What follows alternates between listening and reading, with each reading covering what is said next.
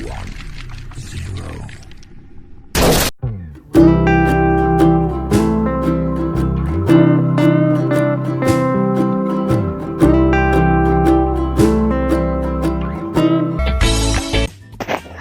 assalamualaikum warahmatullahi wabarakatuh. Selamat pagi anak-anak. Apa kabar ayah bunda?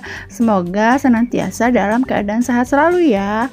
Mengingat kondisi daerah kita saat ini masih pandemi virus COVID-19, maka kita masih melaksanakan pembelajaran jarak jauh atau PJJ. Oleh karena itu, dimohon ayah bunda mendampingi dalam melaksanakan aktivitas pembelajaran home learning. Nah, jangan lupa ya untuk selalu mematuhi protokol kesehatan dan selalu cuci tangan di air yang mengalir. Nah, sekarang kita siapkan buku pembelajarannya ya, dan simak selalu pembelajaran hari ini.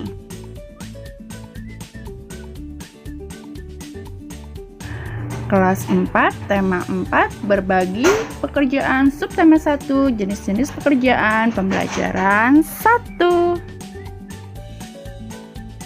Perhatikan lingkungan tempat tinggalmu. Apakah kamu tinggal di pegunungan, atau di dataran rendah, ataukah di wilayah pantai? Bagaimana jenis-jenis tumbuhan yang terdapat di sana? Pekerjaan apa yang ada di sana untuk memahaminya? Ayo anak-anak, kita pelajari yuk dan kita baca sama-sama ya. Nah, kita baca sama-sama ya. Ketika liburan tiba, Lani mengunjungi kakeknya. Kakek Lani tinggal di daerah pegunungan. Udara di sana terasa sejuk, berbeda dengan udara di tempat tinggal Lani. Setiap pagi, Lani tidak pernah bosan menemani kakeknya berjalan pagi. Tempat tinggal kakek Lani dekat perkebunan teh. Kakeknya sering mengajak Lani berjalan-jalan mengitari perkebunan teh. Lalu Lani diberitahu oleh kakeknya bahwa teh merupakan salah satu tanaman yang dapat tumbuh dengan baik di daerah berudara sejuk nih anak-anak. Nah, kita baca sama-sama tentang tempat hidup tanaman teh. Nah, di sini anak-anak, teh merupakan minuman yang banyak dikonsumsi oleh masyarakat di berbagai belahan dunia. Di Indonesia, tanaman teh tumbuh subur di wilayah pegunungan yang berudara sejuk. Teh merupakan salah satu tanaman yang tumbuh di daerah dengan ketinggian antara 200 sampai dengan 2000 meter di atas permukaan laut. Tanaman teh dapat tumbuh dengan baik di daerah dengan suhu antara 14 derajat sampai 25 derajat Celcius yang cukup mendapat curah hujan. Karena tanaman teh tidak tahan terhadap kekeringan, curah hujan sangat dibutuhkan untuk menjaga perakaran tanaman teh. Lalu di Indonesia, perkebunan teh tersebar di beberapa wilayah pegunungan di Pulau Jawa dan Sumatera. Kedua pulau tersebut sangat mendukung pertumbuhan teh karena tanahnya sangat subur. Beberapa daerah perkebunan teh di Pulau Jawa antara lain nih anak-anak, ada Ciwidey dan Bogor yang terletak di Jawa Barat. Lalu Brebes dan Wonosobo, Jawa Tengah, dan Malang yang ada di Jawa Timur. Adapun perkebunan teh di Pulau Sumatera antara lain di Simalungun, Sumatera Utara, dan Kerinci, Jambi. Lalu nih anak-anak, pohon teh juga berfungsi untuk mencegah terjadinya erosi. Tanaman teh yang ditanam berjajar rapi dengan jarak 1 meter dapat menahan derasnya aliran air sehingga tanah tidak terkikis terbawa air. Jadi selain berfungsi sebagai bahan minuman, teh juga berfungsi untuk menjaga lingkungan. Setelah membaca teks di atas, Lani semakin paham nih anak-anak. Tak heran pohon teh di kebun dekat rumah kakeknya tumbuh subur. iklim di sana memang sangat mendukung untuk tumbuh kembang tanaman teh. Nah, anak-anak bisa menjawab pertanyaan yang ada di halaman buku ya. Bisa dibantu oleh kedua orang tuamu. Setiap tanaman yang kita konsumsi harus dijaga kelestariannya. Begitu juga tanah yang ditanaminya. Tanaman dan tanah adalah sumber daya alam yang harus kita jaga keberadaannya nih anak-anak. Penggunaan yang berlebihan akan merugikan kita semua loh anak-anak. Sekarang anak-anak, buatlah peta pikiran yang berisikan informasi tentang pentingnya menjaga keseimbangan alam dan kelestarian sumber daya alam bagi manusia. Pertanyaannya, mengapa menjaga keseimbangan alam dan kelestarian sumber daya alam itu penting?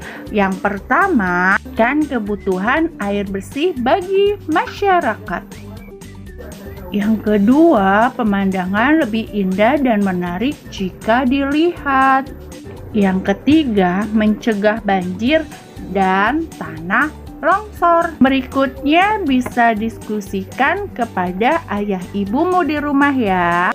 Banyak masyarakat yang menikmati, akan tetapi tahukah kamu tentang proses pembuatan teh? Ada perkebunan teh, ada memetik daun teh, mengolah daun teh, lalu pengemasan teh. Nah, apa yang kamu ketahui tentang jenis pekerjaan di sekitarmu? Bandingkan temuanmu dengan informasi yang dimiliki temanmu. Lalu tulislah hasil dalam diagram Venn. Diagram Venn-mu harus memuat dua jenis pekerjaan. Daerah mereka bekerja, apa yang dikerjakan, hasil yang diperoleh, dampak dari pekerjaan mereka bagi masyarakat dan pekerja. Contohnya, pekerja menghasilkan barang, yaitu pengrajin. Yang kedua, menghasilkan jasa. Ini yang menghasilkan jasa, yaitu guru. Guru di sini profesinya adalah menghasilkan jasa. Nanti anak-anak Bu Rahma bisa diskusi dengan orang tuamu di rumah ya. Teman memberikan manfaat bagi manusia. Nah, kita berdiskusi sama-sama ya. Apabila tidak berhati-hati dalam memanfaatkan tumbuhan, akan punah nih anak-anak.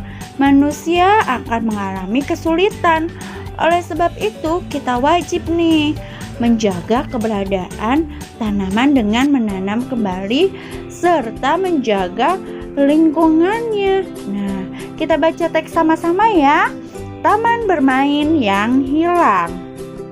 Malam hari merupakan malam yang ditunggu oleh Kupi, kepiting kecil.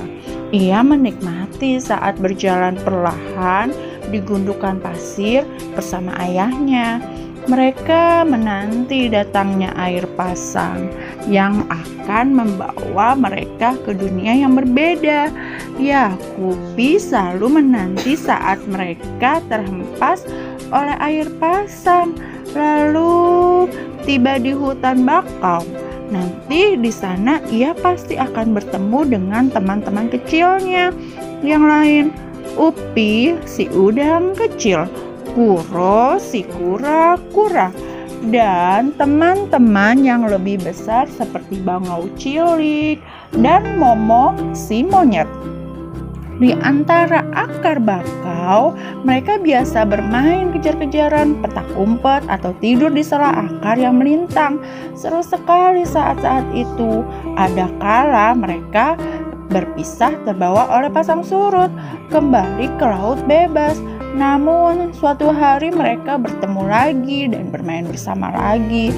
Suasana di hutan bakau tentu berbeda dengan suasana di laut lepas. Airnya pun berbeda, tidak asin seperti air laut, tetapi tidak juga tawar. Kupi tidak tahu apa namanya berbeda, tetapi Kupi dan teman-teman bisa bermain dengan nyaman. Malam itu di pesisir pantai, Kupi bertanya pada ayahnya. Ayahnya mengapa tidak lagi pernah bisa bertemu dengan bangau putih, teman ayahnya. Nah, Nanti anak-anak bisa lanjut berdiskusi lagi tuh ceritanya di rumah bersama ayah dan ibu. Lalu anak-anak bisa nanti menjawab pertanyaan yang ada di buku tersebut ya anak-anak ya. Betapa tumbuhan sangat besar perannya dalam kehidupan kita. Kehidupan yang nyaman tercipta dengan adanya berbagai tumbuhan penjaga lingkungan di sekitar kita nih anak-anak. Nah, selain manfaat untuk manusia, tumbuhan juga bermanfaat bagi kehidupan binatang nih anak-anak. Salah satu contohnya adalah tanaman bakau. Nah, kita perhatikan yuk fakta tentang manfaat bakau berikut ini. Itu melindungi pantai dari erosi dan abrasi. Adanya bakau di pesisir pantai bermanfaat untuk menjaga agar garis pantai tetap stabil dan tidak terkikis oleh terpaan ombak. Yang kedua, menahan rembesan air laut ke darat. Yang ketiga, sebagai perangkap zat pencemaran dari limbah industri, menciptakan udara pesisir yang bersih dan segar. Lalu yang kelima, menjadi habitat alami berbagai biota darat dan laut. Yang keenam, mengurangi dampak bencana akibat gelombang laut seperti badai dan gelombang pesing. Nah, anak-anak, kita harus bersyukur nih kepada Tuhan Yang Maha Esa yang menciptakan beragam tumbuhan. Nah, yuk anak-anak membuat poster untuk menginformasikan pada temanmu di sekolah tentang pentingnya menjaga dan menyayangi tumbuhan yang ada di lingkungan kita.